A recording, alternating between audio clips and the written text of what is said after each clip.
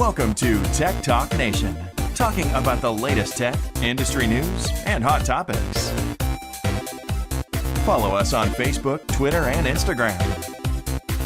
Visit our website at techtalknation.com. Good evening and welcome to Tech Talk Nation. I'm your host, Matt Fitzgerald, and we have a great show for you tonight. There's been a lot going on in the tech world the last couple weeks. Everything from the new infrastructure bill going to IBM's quantum computing, and then Russia deciding to blow something up in space. So we have a lot to get to today, and without further ado, I am once again joined by the wonderful Mr. Matt Grislow and the wonderful Mr. Ryan Eastman. How are you guys doing tonight? I'm back. You're back. It's been a minute. You are. Yes. I think I counted it was like 3 or 4 weeks, minimum 3. I think 3. Something like that. Yeah. I think we skipped a week. It was me and Matt the week before. Then yeah. And here you are. And I'm back, and I come with a little bit of a show and tell. I wasn't here. Last week we just kind of were pretty burnt out and whatnot, so we didn't have a show. But the week prior, I was actually in Napa, Napa, California, checking out all kinds of wineries and things like that. It was a really good time. Fancy. I enjoy a lot of Napa wine. Shout out to Napa Cabs, any Cab Sauvs, Cab Francs, phenomenal wines.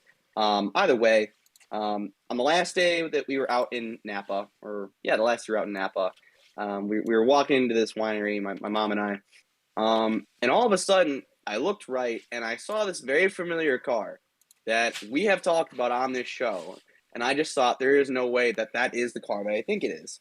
And it turned out to be hat just won't sit on my head the right way. It turned out to be the exact car that I thought it was, which is a Rivian R1T. Not only that, but I actually ended up talking to the engineer that came out to his car, and it was a prototype Rivian R1T. That's awesome. Yeah, Fitz, I think you have the pictures. I do. Yeah, so here this thing is pretty. It's beautiful. Not to mention like the vines in the background too. But yeah, it's beautiful. It was interesting because, like I said, this is a prototype version of the vehicle. I talked to the engineer. He said that they are just started rolling these cars out. I think it's something like maybe 200 of these cars are officially delivered. And so I thought it was just really cool, not only to see this car that is just barely out, but to see a prototype version of it. And in the last place I would have imagined it to be in it, the last winery we had on our second day in Napa. It was pretty cool. The engineer is a cool guy. I asked him if he could take a picture of me with the car. He's like, no. I'm like, all right, whatever. He doesn't know I have these pictures, I guess.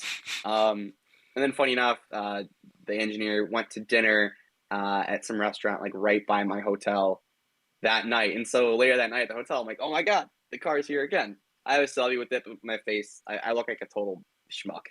But yeah, so that was really cool. Show and tell, fun. Very cool. Speaking of fun, I do have an announcement to share with all of you. I don't even know what this is. Else. Neither. Yeah, you don't. None of you do. I did this on purpose. So it's something I've been thinking about for a while. It's been weighing on my mind quite a bit. I've gone back and forth and really considered things and just taken it all in. I've talked to my dad about it, my mom about it. I've gotten all the opinions on it.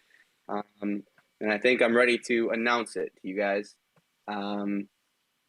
Beginning of December, I am expecting to get a brand new iPhone. Oh, wow. Oh, that's the announcement. Yeah, you built this up. You really built that up. I would tell them I ordered a new phone this week. So and that's how I say it. So many times in the show, I have said I'm not going to get the new phone. When the new phones were announced, I said I was not going to get the new phone.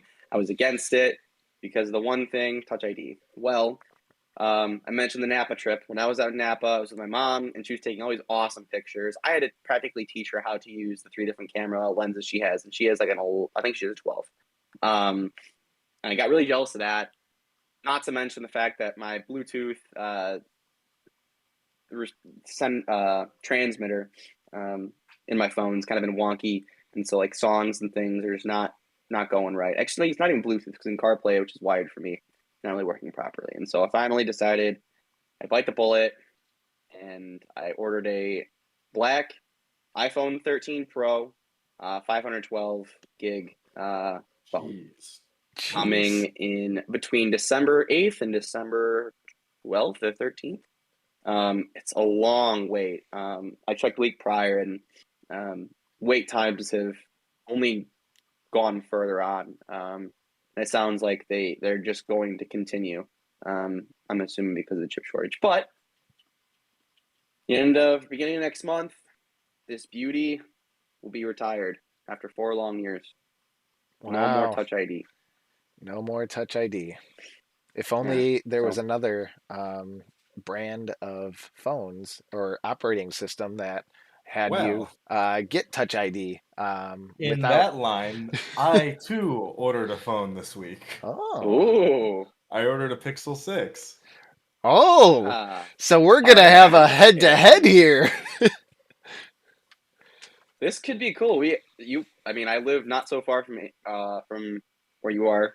So this could be cool to maybe do some like camera comparison side by side tests. I did buy the normal one though, not the Pro. Okay. For sure. Okay. No, I'm the one left out. Yeah, Fitz, where's your new phone? I don't have a new phone, but I have a new car. So. Hey Ryan, what the Fitzmobile. There you go. Hey Ryan, what when are you expecting yours? Originally it was supposed to come Tuesday. Wow. And how long? It looks like they pushed it back to the 30th. When did you originally order it? Yesterday. No, 2 days ago. Okay.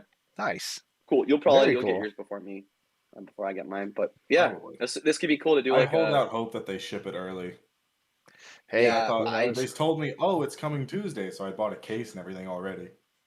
Yeah, I'm excited. I get to look at all these MagSafe accessories and things like that. So I'm actually really excited. Further and further into the hole. I've been in this hole. The only thing I don't have that's an Apple product is a Mac. That's it. Yet. It's only a matter of time. I'm still iffy on it. Okay. I don't know. For sure. Well, you know what there's going to be a lot more of? A lot more electric cars. And that's what's going to take us into our first story for tonight, about the infrastructure bill, basically actually mandating now that anti-drunk driving technology must be built into new cars, but what that actually means is unknown. We talked about this very briefly on a show in the past, but it's one of those things where it was so ambiguous at the time and people were just like, oh, this is what it says. This is kind of what's going on. But yeah, basically this, in my opinion, is a case of lawmakers wanting something but having no clue how the logistics or anything actually works behind it. And putting it onto someone that's not them to figure it out. It's a bunch of idiots who don't spend their life in the real world for the most part inserting this in. Quite frankly, like these kinds of huge bills should probably just be illegal anyway. Because there's so many just like BS clauses that just get snuck in instead of saying, hey, this is the topic, here's what we want to accomplish, and just keeping it there and going item-wise through a list of things. These kind of like comprehensive things that have all this weird stuff shoved into it is just stupid. But regardless of that, my actual thoughts on this are it's an absolutely terrible idea. For a number of reasons. It's not necessarily easy to accomplish, and it's not necessarily cheap to accomplish, right? Mm-hmm. Two big ones, yes. So, yeah. The type of people, like, I hate these kinds of, like, ideas and regulations I think I voiced a similar opinion on including EV chargers mandated in new homes built in England. I believe the UK. Yep. Yeah, UK. Yeah. And I hate that too. And I think it's stupid because it's a reversal of kind of cause and effect here. Like if that's something that everyone had been demanding, it would have gone in cars anyway. What ends up happening instead here is going to be you're going to get a base price car more and more expensive, right? And that's just going to hurt people who were already struggling to buy cars in the first place, Hmm. which is True. just it's a terrible way of going about things. Like, and already, like this kind of stacking of regulations through the year has kind of pushed the prices of new cars up and up and up, paired with chip shortages right now, which is severely like impacting uh, car manufacturing and all that. It's just another stack of just a worse idea added on top of all this So to just make getting new cars impossible. Hmm. true. Luckily, I don't like their odds of passing this bill anyway. Well, Well, And I um, don't like the odds. I don't it, know Did it how privy pass? you are to the yeah, news, but I think Biden signed it today. yeah, Really? That made it through both houses. Oh yes. my god. Yeah, it was stuck in the House for a bit and finally got out last week. And he waited a heck of a long time to sign it, but finally did today. Probably had to get all the press and stuff in order for. Well, Or I believe it cool. was today. They at least Unrelated, had I'm going to go put all my messages money in today. Bitcoin. Don't worry about why I'm doing that. Bitcoin or well, which one? Shiba? I'm I mixing it mean, up. You gotta gotta diversify your your portfolio. portfolio, right? For sure. Yeah, no. I Well, mean, so and we talked about this as you mentioned, Fitz. It had to have been a month or 2 months ago now, where we were talking about this. We're like, I don't like it, whatever. I don't know. I want to keep a consistent stance. Maybe I have a little more of a mature stance on it in terms of just more complex thoughts on it. And I guess I think more about it in terms of how we've been talking about on-device versus off-device processing, um, especially with Apple and their privacy um, features. Uh, in my opinion, yes, it's going to make that for sure is going to make cars more expensive. It's not as simple as putting in a motion detector or something or a so potentiometer.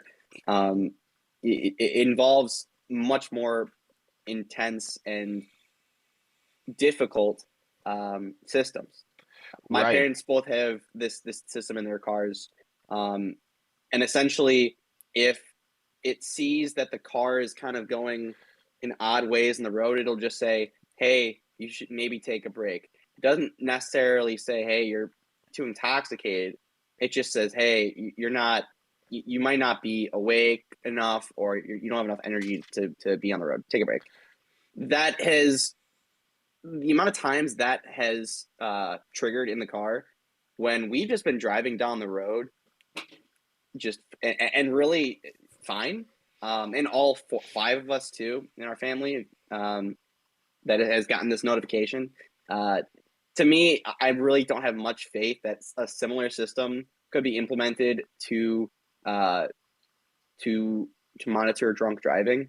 That being said, I do think that if it's something that can be done on device or in the car, I would be for it, especially especially because it's not just you who you're impacting when you're on the road. And unfortunately, in the sports world, we've seen that last week with Henry Ruggs. Now, I'm not sure how well that could be changed with this sort of technology, but that's just a great example of you are not just a danger to yourself when you're on the road and intoxicated. You are a danger to yourself and others. And that's my take on it. for sure. Just to kind of bring a little bit of context with the article into this, it says some cars have autonomous driver assistance already. That means lane keeping and automatic braking, kind of like you mentioned. They can detect if drivers are drowsy or distracted. It's pretty impairment agnostic, so it doesn't matter if you're drunk or high or texting or taking a nap. The same system detects all of that. So it's you kind of run into that conundrum where you mentioned some of those false positives. Um, but it does say the mandate is very vague. Input from the auto industry will be considered, and this is, quote, years away from any real implementation. So Yeah. yeah, so it's definitely interesting, and I'm not sure, like, it's gonna be a interesting way to see this. Like, I I I would like to, if I had more time and did this before, I would like to see what the parallels could be for this mandate to the legislation that required new vehicles to have backup cameras. Um, and I say that because I don't recall, but that is a much more simple fix and solution to the problem they were trying to solve than stop drunk driving. All they had to do was put a backup camera in and add a little bit of software to it. This is a much more involved I process. still don't think you should be. Why do you get to mandate someone has a backup camera? Like that's so stupid. As a safety feature. I mean, the point of arguing that is Safety moot because feature. they already. This is something that started happening 6 years ago, 5 years Yeah, ago. I know. I Um, get that, but I can still argue the principle of the matter is stupid. Sure. But why I want to say I want to see if there are any parallels is because I want to see if the timeline that they had proposed for that that deadline, if that ever got extended out, because that is a much more simplistic solution than this, and I can very, very easily see this being extended out into the future, just because it was so aggressively timed. Who knows? Who knows? Well, anyway, moving on from cars, something else that's really cool is quantum computing. So, IBM just came out with a new quantum computing chip that is a whopping 127 qubits in a quantum processor. It is the first computer chip that can't be simulated by a classic supercomputer. So, Grislow, you sent this one in, and I'll be honest, I didn't get a chance to read the entire article before I went on the show here. So, there any chance you could give us a quick summary? So to start, it's not quite a supercomputer. It's one that can't be modeled by a That standard computer. yes, that's what I meant to say. Which Like yeah, you and can't that model is a it. difference. And the funny and the really cool quote that they had here, if I could pull it up here, they were trying to estimate how many, I think, like atoms it would take to simulate something like this, and it said something like there are more atoms than there are people on this planet to be able to do the mathematical data analysis. I think it said to perform or to create in Eagle the gate. You need more gates than there are atoms in the universe to model it. Okay, Holy cow! That's it. Yeah, Well, that number that number can stack up very quick, just for the record. Yes. But yeah, they were talking about how one of the things is I want to say the quantum bit volume that hasn't been released with this chip, and that's a big telltale sign about how well this is going to perform. But it's obviously a big breakthrough in technology. And it's going to be something that's going to be available to a select group of people to test on and to run things on. I believe it said later this year or early next year. Yeah, it says more transistors than there are atoms in the universe. There you Jeez. go. It says bits, but that's basically you can call transistors, right? Kind of, yeah. It's close enough. Something that can model on and off. You need Yeah, more true. On the order of magnitude, True. yes, yeah.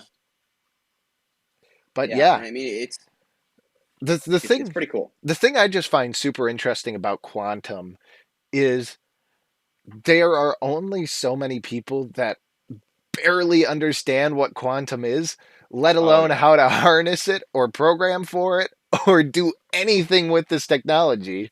So it's cool. But my favorite quote from a physicist is if someone tells you they understand quantum physics, they don't understand quantum physics. Facts. yes. What I was trying to say earlier, they hadn't talked about the quantum volume. It's a term that they've coined themselves, IBM. It's a metric that attempts to measure the performance of a quantum computer by taking a holistic view of its different parts. It takes into account the qubits and also the way in which they interact with another.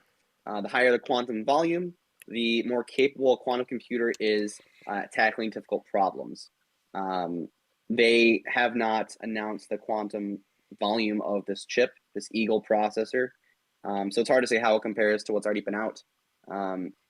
But that being said, earlier this year, they had just announced a industry-leading quantum volume of 64.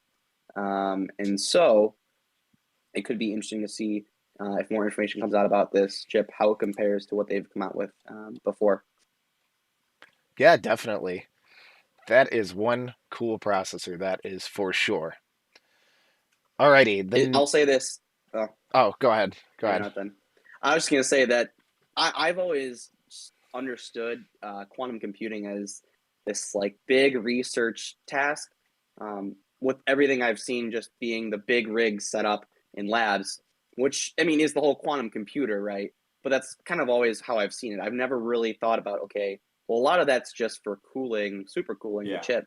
And so to see something like this, what has the chip there, and it has kind of blown out. I don't know if you could show it on the screen or if you have shown it on the screen. Let me pull The it. different layers of the chip is really neat. And I guess just a little bit more about the chip.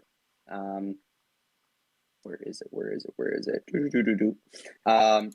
They are crediting it. They are crediting this chip and being so amazing with a breakthrough new design.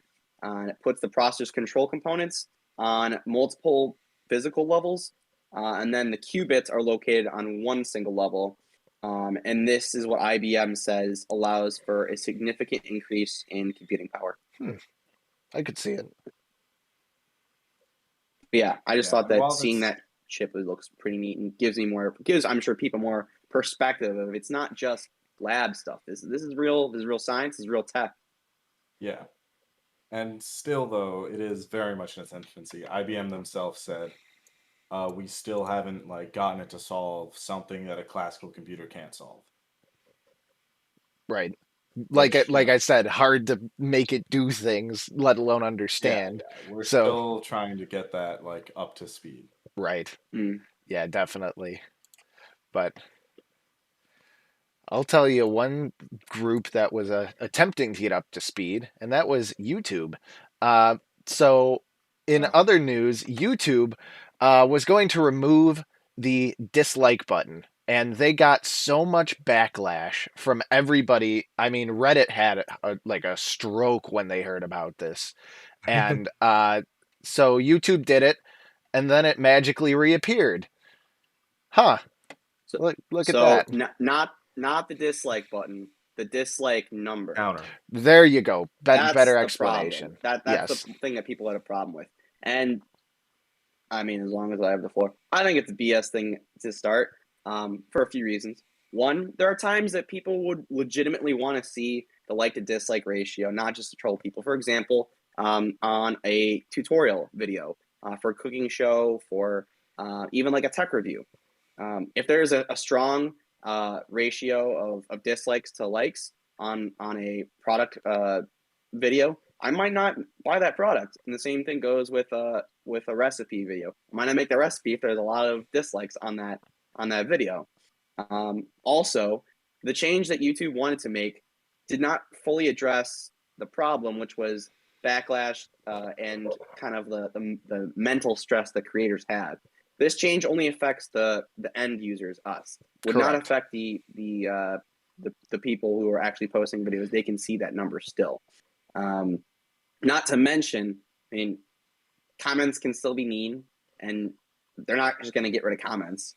So it was a very poor attempt to try and curb, I guess, malicious users or malicious intent on the platform, and it only lasted a day or so. Right.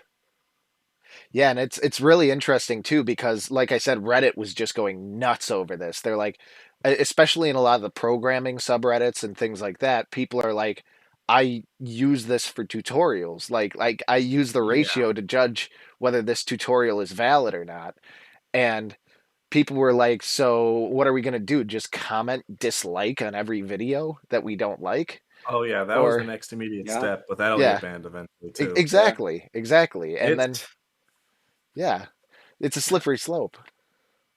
yeah, I think it's one of the most brain dead things ever, or it was I think they were trying to accomplish something very, very stupid. I think it's pretty clear in their implementation of it that the paper thin, like, oh, we're trying to help content creators with mental stress is just crock. It's a complete crock. None of that's true. I think maybe a more accurate take was this is something that's gone on recently in a handful of things. There's a couple notable situations of what it was. One of them was, I think, when Blizzard had like their mobile game announcement or something, and it was getting just absolutely annihilated. Like Or YouTube something like, rewinds. yeah, like 50 to Yeah, yeah. 101 dislikes to likes. And you could watch in real time them removing dislikes from the video. Right? So like this is something that they've done in the past. It's usually to protect like big companies who will invest money in YouTube because they want their money, obviously. So like Hmm. Disney things, stuff like that, all that I think is more what they're trying to protect. And I think they're using like, oh, we're trying to help content creators as an excuse. Hmm. Mm, I could see Like it. that's how it comes interesting off to me take. anyway, right? Because there's no way no one said, but won't they still see the dislikes? Doesn't this still hurt the people just as much? And as far as like negative brigading, that happens less often on YouTube than you'd think it does. What happens way more often are mass flagging campaigns to basically abuse the copyright system or like some of their other systems for trying to keep content off the platform. That is the one that really gets targeted and abused the most because Mm, that has the most effect. You can get a video removed that way. That's way more powerful than a dislike. Right. But mm, yeah, it occurs to me as like real disingenuous the way they were talking about like and you could see the way they were answering people on Twitter too was like real sarcastic and like talking down to people. mm. But like yeah, and the people who complain about dislikes are mostly like I don't even know, like old hat people who start to get like dislikes on their YouTube videos and they're mad about it. And instead of like a self-reflection like maybe I've gotten worse at my job, they kind of get mad and say no, you need to get rid of all this negativity and all this stuff. Like it's real either like old school YouTubers like I think I remember back in the day like it's Anthony Padilla or something like that, some old Smosh guy was like mad about dislikes and stuff. Like some of the other characters Really? or like characters on YouTube who've participated in like who've done like some kind of not good things, and now they get a ton of dislikes because people don't like them because they've genuinely done something that people found what's the word objectionable. Mm. And like a Sure. lot of these Yeah. people are still mad about seeing the dislikes I see, but the fact that you can still see your dislikes, right? That kind of tells me that you don't actually care. I could see it. I mean, it's especially because I that also begs the question, how much of a effect does the dislike itself have on the YouTube search algorithm, and how much Yeah. will that have changed without people being able to see the end user being able to see that number? Will they have Yeah. weighted that a lot more because it's now technically anonymous?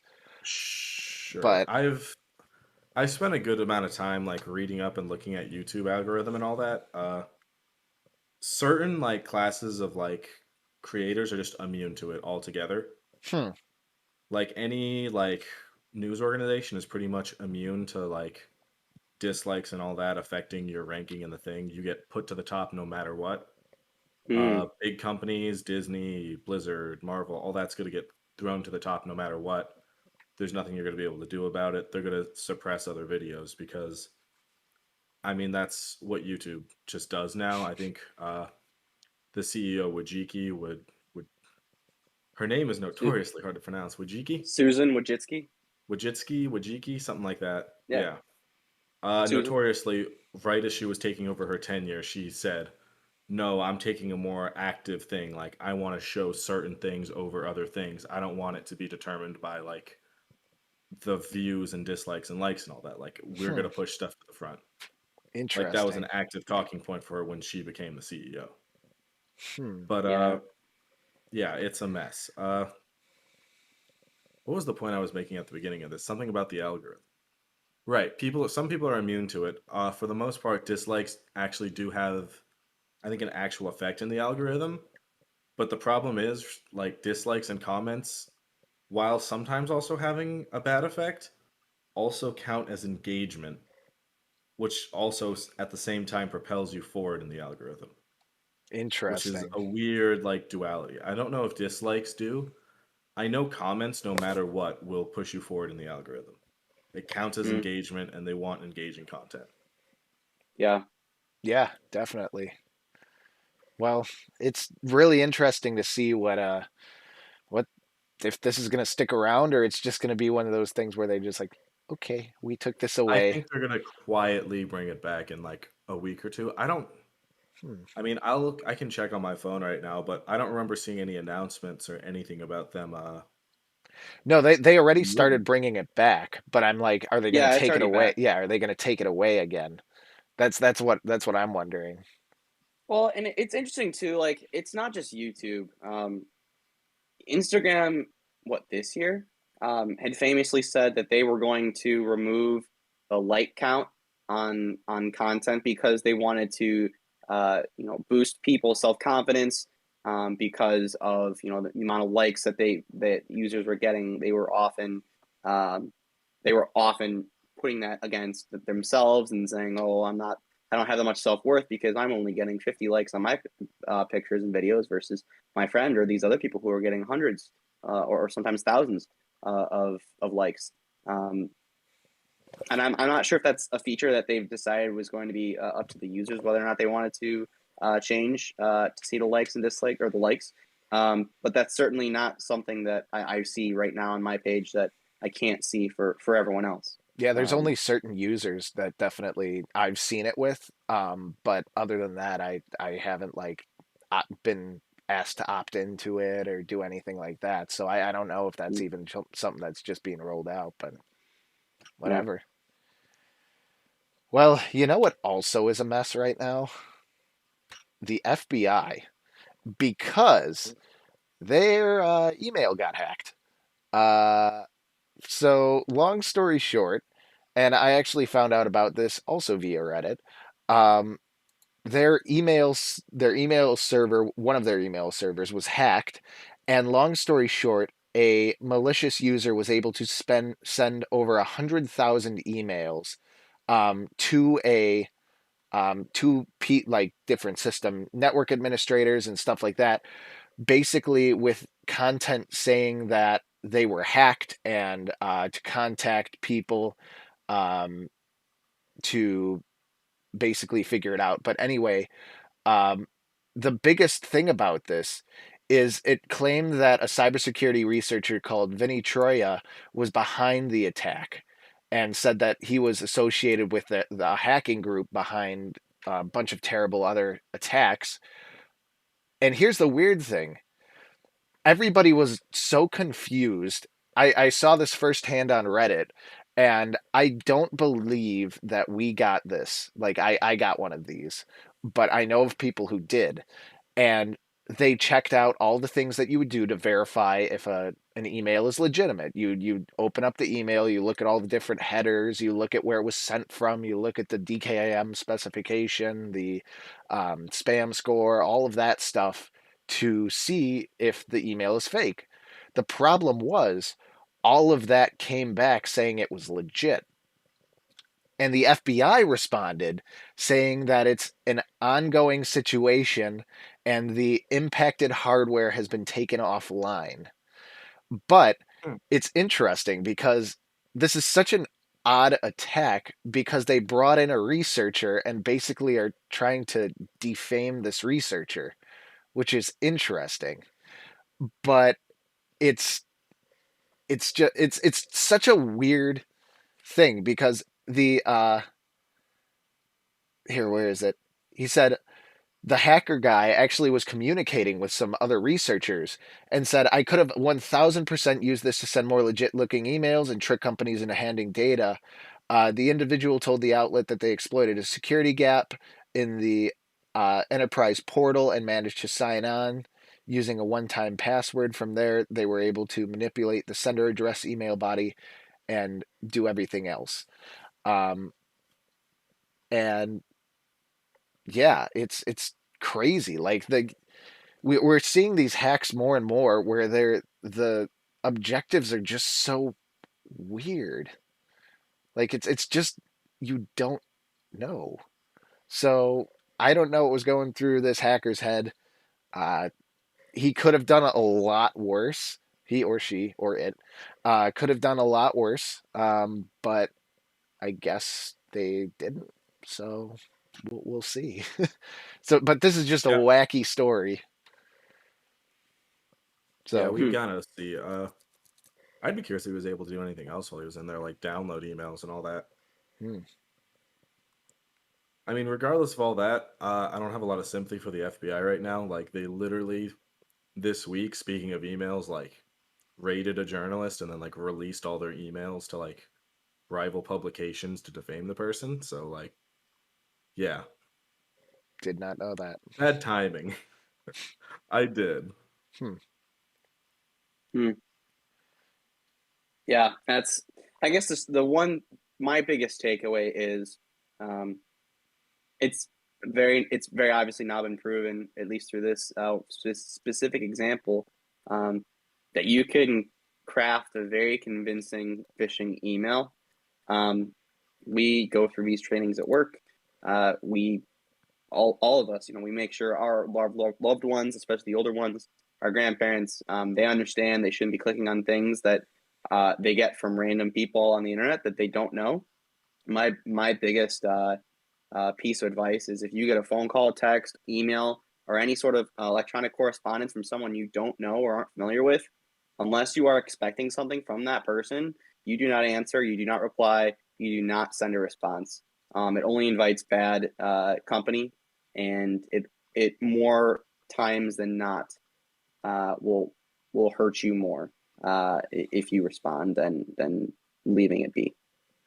I'd say that, and then I'd also add if like any company that you are familiar with is sending you an email, like telling you to click through and like check this or that, don't click on the email, go to their website and try to access it that way. Yep, Yeah. because they will Don't go always through the provide a email. way. hmm Right? Yeah, don't go through the email, go to their website, like firsthand, not through the email. That's what you should be doing. Right. Right. It's crazy, and yeah, they're getting crazy, and you can even see if they could do it to the FBI, chances are they could do it to a lot of other places too, and actually send legit email from the correct server, from the correct area that does show what should show with traditional spam detection and stuff like that. Um, but just being malicious. So stay alert. Nothing's Yeah. Don't trust anything that you get in an email. Always verify the source with a third party. So yeah. You know who didn't verify something with a third party? Russia. Your transitions today, buddy. Are awful. Yes. I am so That one tired. was the worst. Yes. That was the worst. But anyway, Russia didn't check with anybody else before they decided to blow up a satellite in orbit and send space junk literally going everywhere, and caused a shelter in place on the International Space Station. So yeah, basically, long story short, Russia destroyed one of its own satellites with a ground to Earth orbit missile, and basically it blew up and sent stuff everywhere. Wound up getting the wound up getting dangerously close to the International Space Station, where the astronauts were told to shelter in place, and basically causing everybody else to figure out how bad the situation is for the other satellites that are currently in orbit. So yeah. That's the kind of insane thing that could accidentally lead to a war. Space junk? Hopefully they told other countries that they were about to launch a missile into space. Yes, that part. I was thinking about that too. Yeah. like, hey, we're sending we're sending an Earth to atmosphere Yeah. missile. Just Don't worry, FYI. it's just to blow up a satellite. Where's my tinfoil hat? I want to make a conspiracy up. I You feel tell me you like don't have a tinfoil hat already in your desk. No, I really should just make one and keep it up here. I think we've talked about that on the show once or twice. Yeah, we You have have. to at It'd be this pretty point. good. Yes. Hear me out, right? Hear me out. All right, this was funded by Jeff Bezos to spite Tesla. wow. That is my nightly wild conjecture with absolutely no proof, no basis, and no facts to back myself up.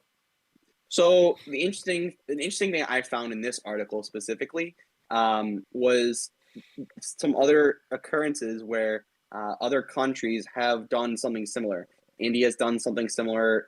China, I believe, in the article has done something similar.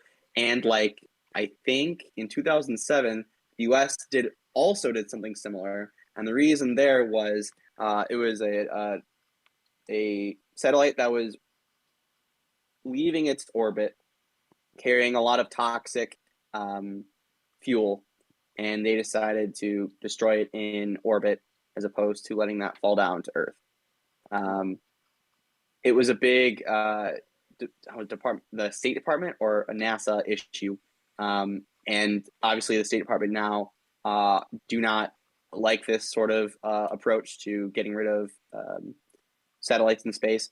It only makes it worse, going from one piece of space junk to 1,500 plus pieces of space junk, because not to mention like the biggest threat to satellites in orbit, and current ones in orbit especially, is not really just huge pieces of space junk. It's these small little things that can travel really quickly. And if you ask, NASA people what are you typically getting and what are you afraid of that hits a space station, it's like little particles. And they've shown, areas of the ISS that have been impacted by just small little pieces of space junk. Right. I'll interrupt you 1 second here because I Yeah. know what I'm No, going to go for build it. off Yeah, of go this. for it. So Yeah. they do tests all the time to just kind of simulate what this would look like, and to put it in perspective, something at this is a thing from the European Space Agency here.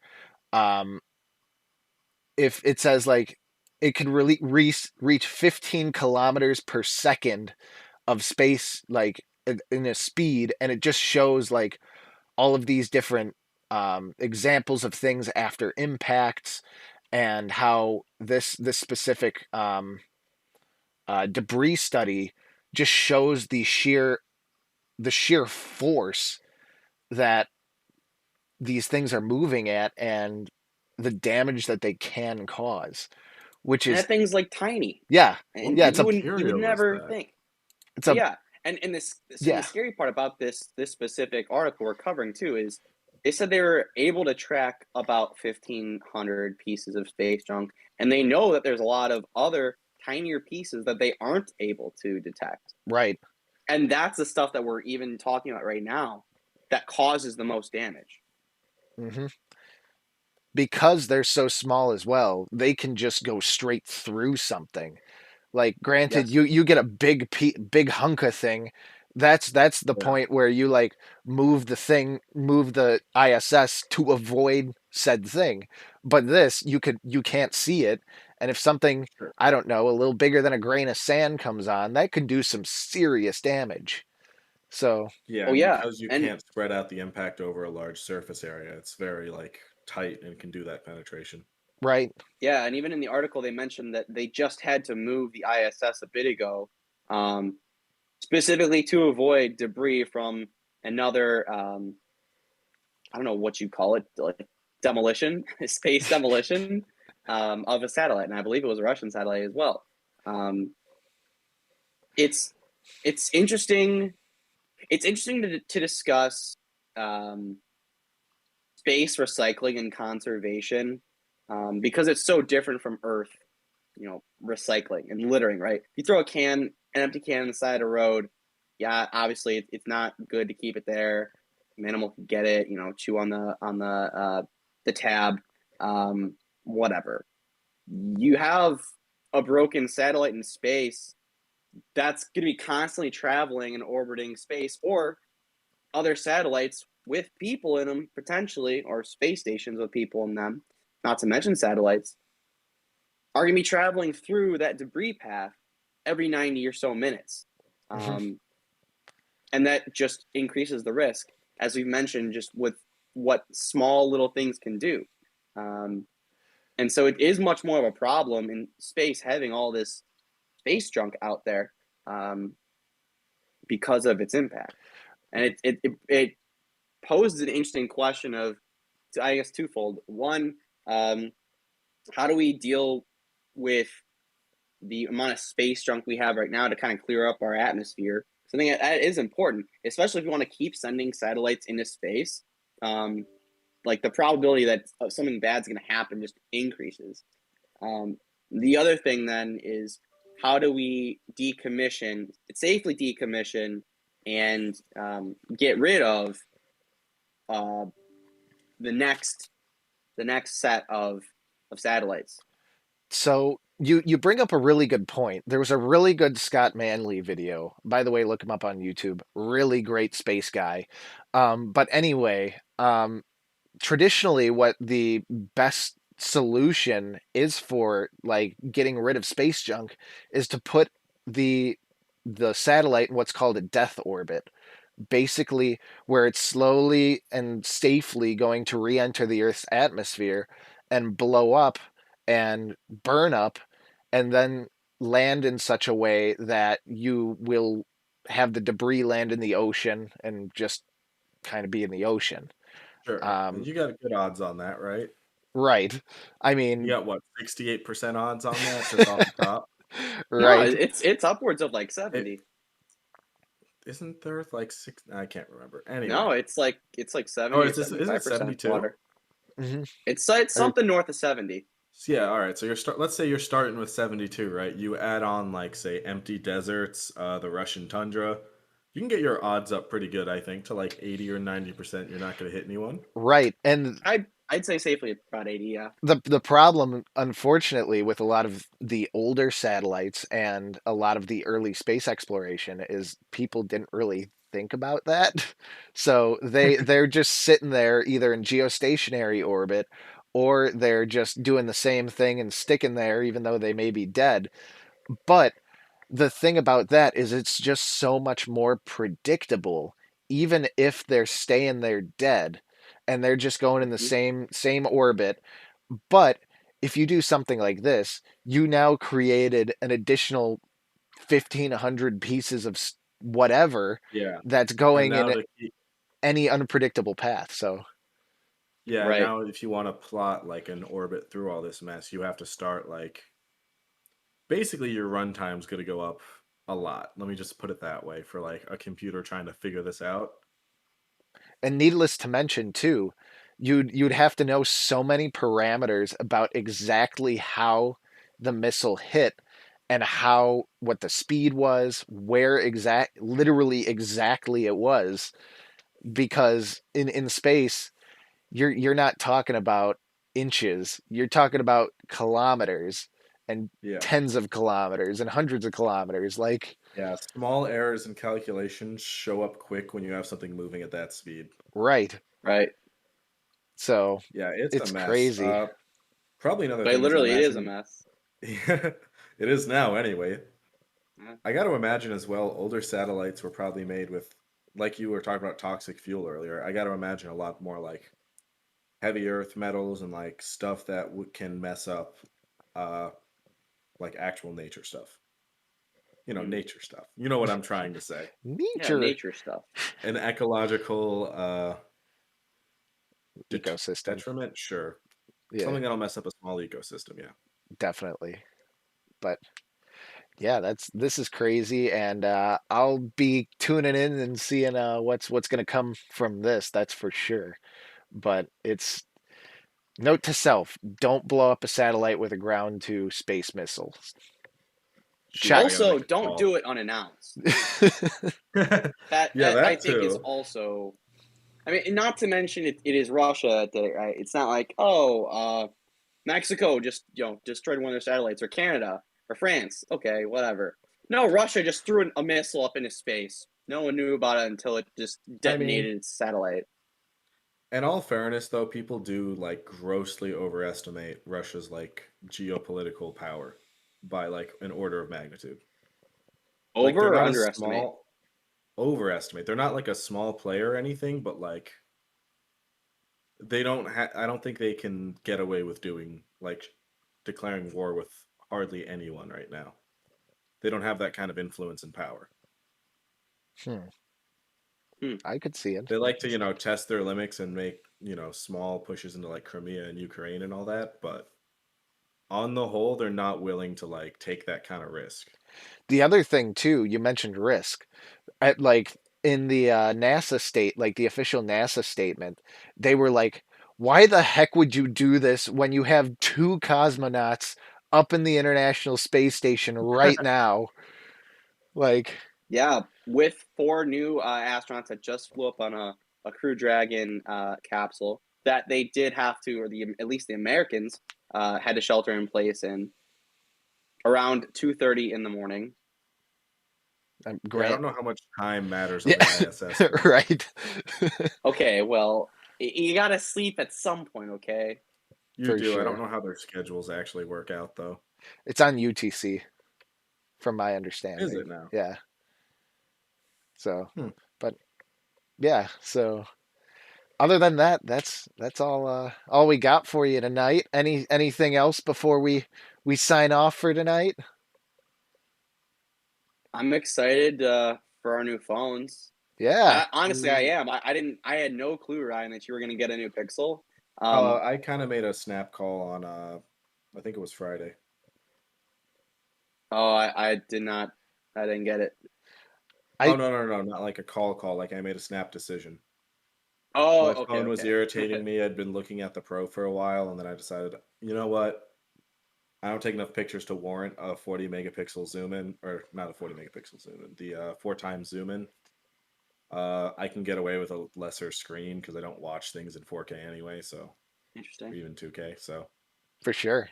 Okay. I was like, Yeah. oh, I could use a new camera, and my phone's having some bug issues that OnePlus is not addressed. So Sure. There you go. Yeah, no, I'd definitely be interested in doing some sort of camera comparison, because we live so close.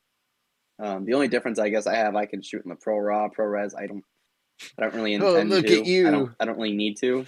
I don't need to. I just want the ability to have a better camera than what I have right now, with a phone that is more reliable. That was a hell of a lot more expensive than I was anticipating, but what did you go for the Pro model? I did, yes. Ah, I did. And I I probably could have gotten one that wasn't the price that I bought it at yeah, if I didn't go for the 512. I have a 256 right yeah, now, that's and some money. I'm Yeah, butting I'm up like, against it. Um, really? I'm butting up against it. Yeah, I'm butting up against it. Mm. Well, I mean, so I take a lot of videos in the summer. When we're There it out is. on the boat. Yeah, when we're on the I boat guess and that's we're it. surfing, whatever. And I shoot in 4K right now. I think it's like 4K 30.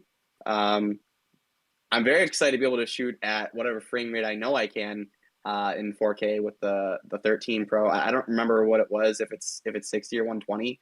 I hope it's 120. But also I'm excited because for example, like night mode. I don't have that on my phone right now. I don't have that ability. Yeah. So night pictures on my phone look like trash. So that's another thing I'm excited for, which isn't a new feature, but it's just been improved, and it's something that I'm really excited to have with everything Yeah. else. Wonderful. So, Wonderful. Yeah, who knows? I might get back into taking photos. I did that more when I had the original Pixel, which itself had such a great camera on it. Like, I still think that Pixel takes better pictures than my current phone. Hmm.